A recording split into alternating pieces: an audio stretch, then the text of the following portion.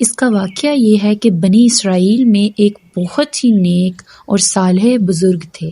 اور ان کا ایک ہی بچہ تھا جو نابالغ تھا، اور اس کے پاس فقط ایک گائے کی بچھیا تھی۔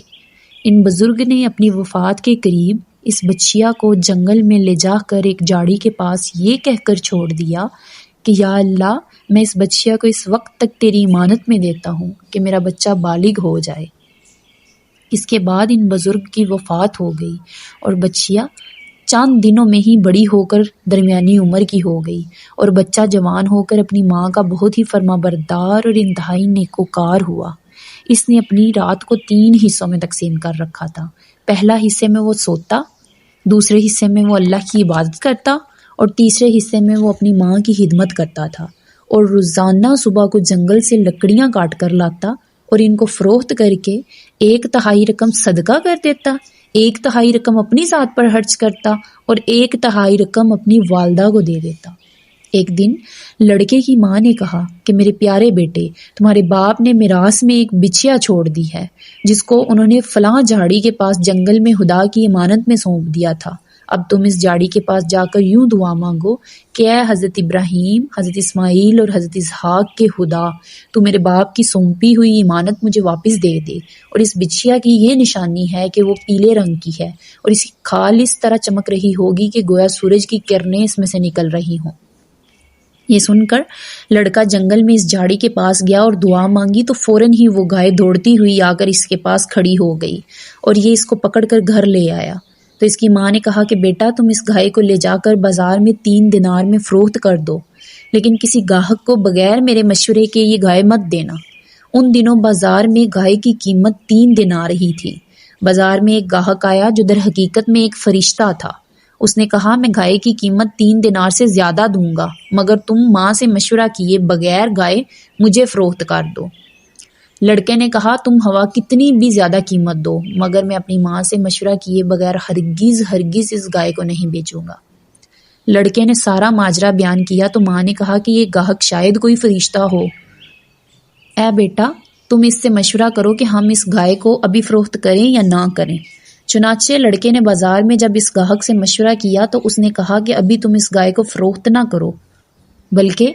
آئندہ اس گائے کو حضرت موسیٰ علیہ السلام کے لوگ خریدیں گے، تو تم اس گائے کے چمڑے میں بھر کر سونا لینا اور اس کی قیمت طلب کرنا، تو وہ لوگ اتنی ہی قیمت دے کر یہ گائے تم سے خریدیں گے۔ چنانچہ چند ہی دنوں کے بعد بنی اسرائیل کے ایک بہت ہی مالدار آدمی جس کا نام عامیل تھا، اس کے چچا کے دونوں لڑکوں نے قتل کر دیا اور اس کی لاش کو ایک ویرانے میں ڈال دیا۔ صبح کو قاتل کی تلاش شروع ہوئی، مگر جب کوئی سراغ نہ ملا تو کچھ لوگ حضرت موسیٰ علیہ السلام کی خدمت میں حاضر ہوئے اور قاتل کا پتہ پوچھا تو آپ نے فرمایا کہ تم لوگ ایک گائے ذبح کرو اور اس کی زبان یا دم کی ہڈی سے لاش کو مارو، تو وہ زندہ ہو کر خود ہی اپنے قاتل کا نام بتا دے گا۔ یہ سن کر بنی اسرائیل نے گائے کے رنگ اور اس کی عمر وغیرہ کے بارے میں بحث و کرید شروع کر دی، اور بالآخر جب وہ اچھی طرح سمجھ گئے کہ فلاں قسم کی گائے چاہیے تو ایسی گائے کی تلاش شروع کر دی۔ یہاں تک کہ جب یہ لوگ اس لڑکے کی گائے کے پاس پہنچے تو وہ ہو بہو یہ ایسی ہی گائے تھی جس کی ان لوگوں کو ضرورت تھی۔ چنانچہ ان لوگوں نے گائے کو اس کے چمڑے میں بھر کر سونا اس کی قیمت دے کر خریدا اور ذبح کر کے اس کی زبان یا دم کی ہڈی سے مقتول کی لاش کو مارا، تو وہ زندہ ہو کر بول اٹھا کہ میرے قاتل میرے چچا کے دونوں لڑکے ہیں جنہوں نے میرے مال کے لالچ میں مجھ کو قتل کر دیا۔ یہ بتا کر پھر وہ مر گیا۔ چنانچہ ان دونوں قاتلوں کو قصاص میں قتل کر دیا گیا، اور مرد صالح کا لڑکا جو اپنی ماں کا فرما بردار تھا کثیر دولت سے مالا مال ہو گیا۔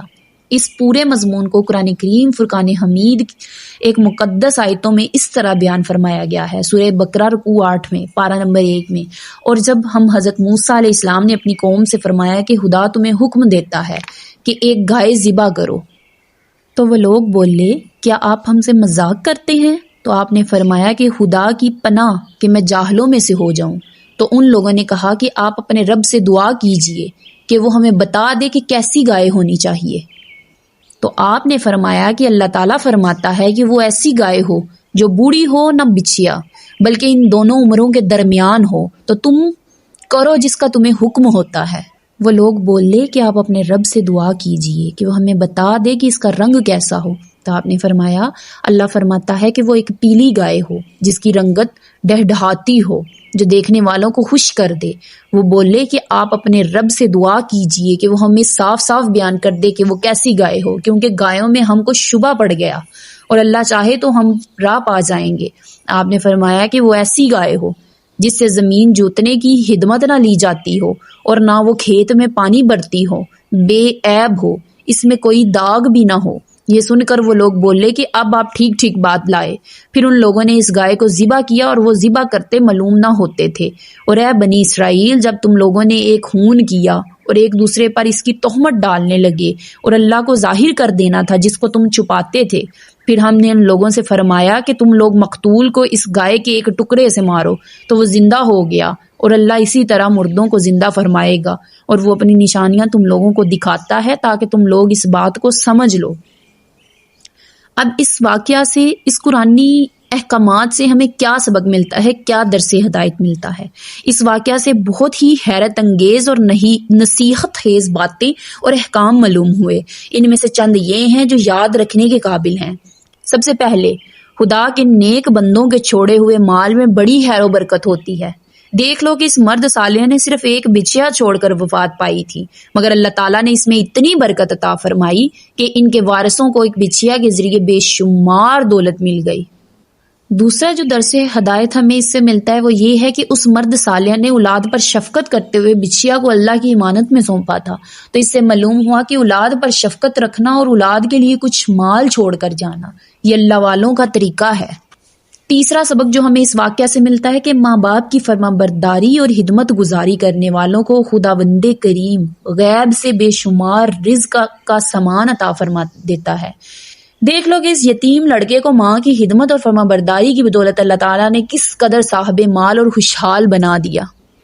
چوتھا سبق جو ہمیں اس واقعہ سے ملتا ہے وہ یہ ہے کہ خداوند قدوس کے احکام میں بحث و کرید کرنا مصیبتوں کا سبب ہوا کرتا ہے۔ دیکھ لو بنی اسرائیل کو ایک گائے ذبح کرنے کا حکم ہوا تھا، وہ کوئی سی بھی ایک گائے ذبح کر دیتے تو فرض ادا ہو جاتا، مگر ان لوگوں نے جب بحث و کرید شروع کر دی کہ کیسی گائے ہو، کیسا رنگ ہو، کتنی عمر ہو، تو مصیبت میں پڑ گئے کہ انہیں ایک ایسی گائے ذبح کرنی پڑی جو بالکل نایاب تھی۔ اسی لیے اس کی قیمت اتنی زیادہ ادا کرنی پڑی کہ دنیا میں کسی گائے کی اتنی قیمت نہ ہوئی، نہ آئندہ ہونے کی امید ہے۔